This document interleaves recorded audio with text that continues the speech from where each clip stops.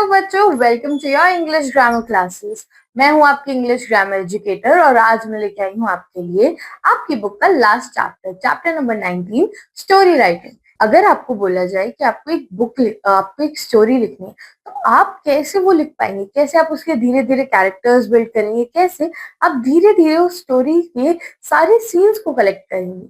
चलिए आइए देखते हैं इस चैप्टर में कि हम लोगों को अगर एक स्टोरी लिखनी हो तो हम वो स्टोरी कैसे लिखेंगे। आइए, the first topic is the fox and the crane. तो अगर हमें एक फॉक्स और एक क्रेन के ऊपर एक स्टोरी लिखनी हो तो हम क्या स्टोरी और कैसे लिखेंगे वो स्टोरी, ये देख लेते हैं। There were two friends, a fox and a crane. दो दोस्त थे, एक फॉक्स और एक crane. One day the fox invited the crane to have dinner with her. फिर एक दिन फॉक्स ने क्रेन को बुलाया डिनर के लिए। The was a very clever fellow. He wanted to make fun of the crane. He offered her soup in a flat dish. अब उसने उसे क्या दिया? Soup in a flat dish. The crane could not eat anything as it could not dip its long beak into the soup in the flat dish. The crane went away hungry.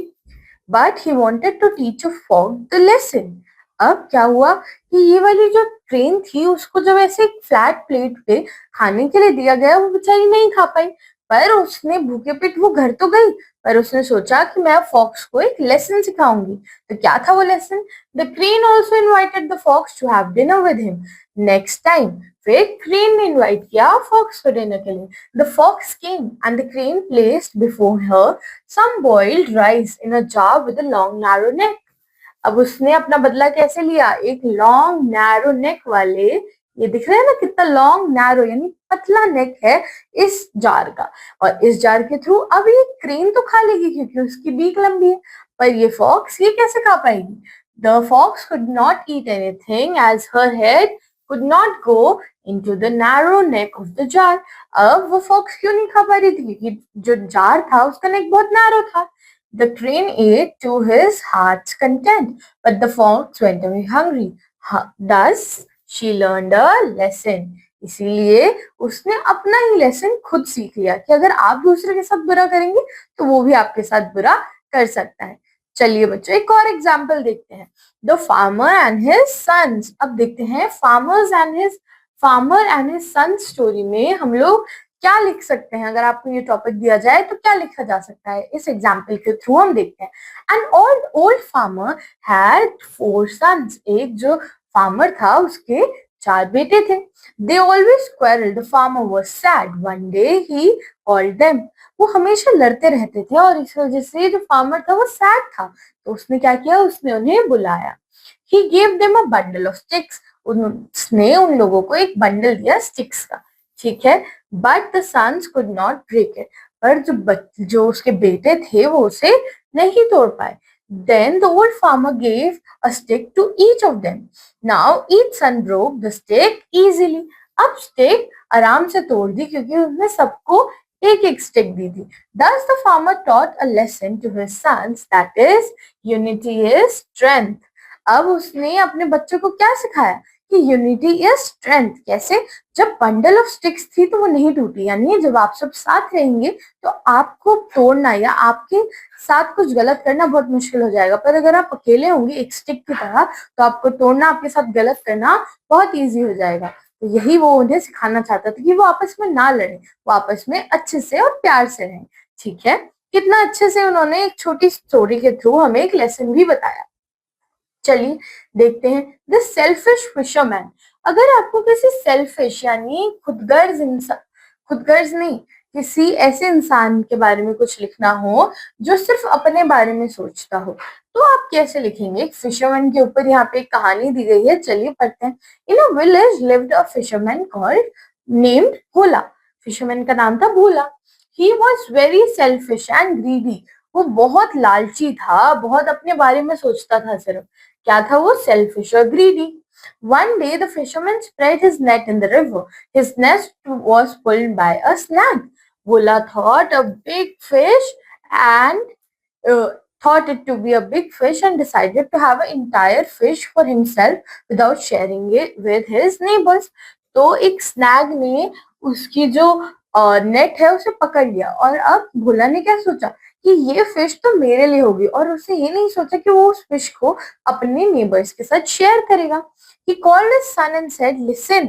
उसने अपने बेटे को बुलाया और क्या बोला, देखते हैं। ये उसने बोला, "Listen, I think I have caught a very big fish, but we need to keep it a secret, else we will have to share it with all our neighbors and won't have more for ourselves." उसने क्या बोला कि मुझे लगता है कि मैंने एक बहुत बड़ी फिश पकड़ ली है, मछली पकड़ ली है, पर ये बात एक सीक्रेट यानी एक राज रहनी चाहिए, क्योंकि अगर हमारे नेबर्स को, पड़ोसियों को ये बात पता चली तो हमें उनके साथ ये फिश शेयर करनी पड़ेगी, और अगर हम उनके साथ ये फिश शेयर करेंगे तो हमारे लिए फिश तो कम पड़ जाएगी ना। So go home and tell your mother to pick up a quarrel with the neighbors and on some pretext. तो उसने बोला कि अपनी मम्मा को घर पे जाके आप बोलो कि वो पड़ोसियों से कुछ लड़ाई कर ले किसी भी बात पर, पहले हुई हुई बात पे। The son ran home and informed his mother the fisher wife was too who was a selfish woman appreciated her husband's plan.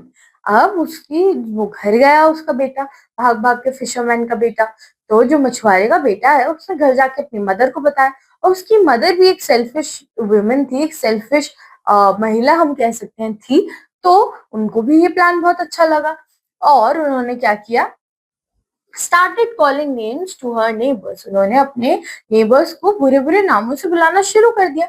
Unable to understand what the matter was, neighbor came to ask her, and the sly woman started abusing them. अब जब वो neighbors ये बात सुन के उनके पास आई ये जानने के लिए कि आखिर हुआ क्या है, तो उन्होंने क्या किया, उन्होंने उनको गालियां देना शुरू कर दिया. So quarrel broke out and the neighbors took her to the village chief, where she was badly beaten up for having picked up a quarrel with the neighbors for no reason. फिर उसे वहां chief के पास, जो गांव का मुखिया था, उसके पास लेके जाया गया, और वहां पे उसकी बहुत बुरी तरीके से पिटाई हुई, क्योंकि उसने एक किसी बात ना होने पर भी एक लड़ाई शुरू की थी। ठीक है। Meanwhile, the fisherman went into the water to drag the fish. उसी टाइम जो फिशरमैन है वो पानी में चला गया, क्यों, फिश को निकालने के लिए, क्योंकि बहुत बड़ी फिश थी ना। But alas, he struck against a snag and became blind. वो स्नैग के पास चला गया, उसको स्नैग लग गया, एंड वो क्या हो गया, वो ब्लाइंड यानी वो अंधा हो गया। The blind fisherman cried for help, but no one came to his aid. वो रोता रहा मदद के लिए, पर कोई उसे बचाने नहीं आया, क्यों, क्योंकि वो तो बहुत लालची और सिर्फ खुद के बारे में सोचने वाला इंसान था। Thus the fisherman had to pay a heavy price for his selfishness. उसको इसीलिए अपनी सेल्फिशनेस, अपनी इस चीज जो वो सिर्फ अपने बारे में सोचता था, उसका उसे इतना बड़ा प्राइस यानी इतनी भारी कीमत उसे चुकानी पड़ी। आइए एक और एग्जाम्पल देखते हैं इसी ऐसी ही एक स्टोरी का। ठीक है, अब हमारी स्टोरी है two friends and the bear. अब देखते हैं दो दोस्तों और एक बियर के ऊपर हम क्या कहानी लिख सकते हैं। Ram and Shyam were two poor friends. Ram और श्याम दो पुअर यानी दो गरीब दोस्त थे। They lived from hand to mouth. They lived from hand to mouth मतलब उनके पास सिर्फ उतना ही पैसा होता था कि वो अपना खाने का गुजारा कर पाए। Once they set out in search of work. एक दिन वो सेट आउट यानी बाहर गए काम ढूंढने के लिए। On the way there was a forest. रास्ते में क्या था, एक फॉरेस्ट यानी जंगल। In the forest they saw a bear in front of them. जंगल में उन्होंने अपने सामने एक बियर यानी एक भालू देखा। दे वर अफ्रेड ऑफ द बियर। वो बियर से डर गए। Ram was active but selfish. Ram जो था वो एक्टिव था पर सेल्फिश भी था। तो जो राम था वो फुर्तीला तो था पर वो सिर्फ अपने बारे में सोचता था। He climbed up a tree. वो एक पेड़ पे चढ़ गया। He did not care for Shyam. उसने श्याम की कोई परवाह नहीं करी। Shyam was fat. श्याम मोटा था। He could not climb up the tree. Shyam मोटा था इसलिए वो ट्री नहीं चढ़ पाया। So he lay down on the ground. He held his breath. वो जमीन पर लेट गया और उसने अपनी सांस रोक ली। The bear smelled him. जो बियर था, भालू था, उसने उसे सूंघा and he thought him thought him dead and went away. उसे बियर को लगा कि श्याम जो है वो मरा हुआ है, इसलिए वो चला गया उसे सुनकर. Then Ram came down the tree. He said to Shyam, उसने राम जो है वो फिर पेड़ के नीचे आया ये देखकर और उससे श्याम से पूछा, What did the bear say in your ear? कि जो भालू है उसने तुम्हारे कान में क्या कहा? श्याम ने उसे बताया, The bear has advised me not to trust a false friend. Bear ने उससे कहा कि भालू ने मुझे बोला है कि एक झूठे मित्र की कभी भी उसकी बात पे भरोसा ना करूं, उसको पर ही भरोसा ना करूं. Ram was ashamed. He truly said, a friend, this is truly said, a friend in need is a friend indeed. जो आपकी जरूरत में मदद आए वो ही असलियत में आपका दोस्त है. ठीक है, आप समझे बच्चों.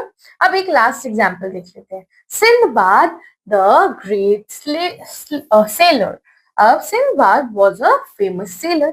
सिंदबाद कौन था? एक फेमस सेलर था, यानी तैराक था जो बोट के साथ रहते हैं. He went from island to island. वो island यानी टापू से टापू तक जाता था.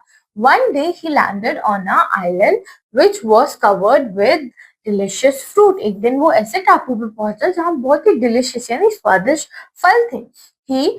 But he could not see any man or woman there, so he was very much surprised. पर वहां उसे कोई आदमी औरत नहीं दिखे, तो इसलिए वो क्या हो गया? सरप्राइज हो गया. He walked with his friends. तो वो वहां अपने दोस्त के साथ चलने लगा. When some of his friends were busy in gathering fruits and flowers, he took out some of his food which he had bought with him. पर उसने क्या करा, जब उसके दोस्त जो फल इकट्ठा कर रहे थे, उसने जो अपने साथ वो खाना लाया था वो निकाला. And he began to eat under a tree. और वो एक पेड़ के नीचे खाने लगा. After some time he fell asleep. कुछ टाइम बाद वो सो गया. When he had woken up, he could not see his friend as they were all gone, leaving him all alone on the island. फिर जब वो उठा थोड़ी देर बाद तो उसने देखा उसके सारे फ्रेंड्स उसे छोड़ के जा चुके और वो अकेला आइलैंड पे सोता हुआ उसने अपने आप को पाया. तो ये थी हमारी स्टोरी. समझ आया बच्चों आपको कि कैसे हम बहुत इंटरेस्टिंग स्टोरीज लिख सकते हैं, कैसे बहुत simply through just building on the characters. आप कैरेक्टर्स के बारे में सोचिए और ये सोचिए कि अगर आप उसकी जगह होते आप क्या करते. ऐसे ही आप बहुत अच्छी स्टोरी लिख सकते हैं. तो बच्चों ये तो आपकी बुक खत्म हो गई. अब मैं आपसे मिलूंगी आपकी नेक्स्ट क्लास में विद योर न्यू बुक, है ना. तब तक के लिए आपको अपने एग्जाम्स के लिए बहुत अच्छे से पढ़ाई करनी है, खूब मजे करने हैं और अपना अच्छे से ध्यान रखना है. थैंक यू बच्चों.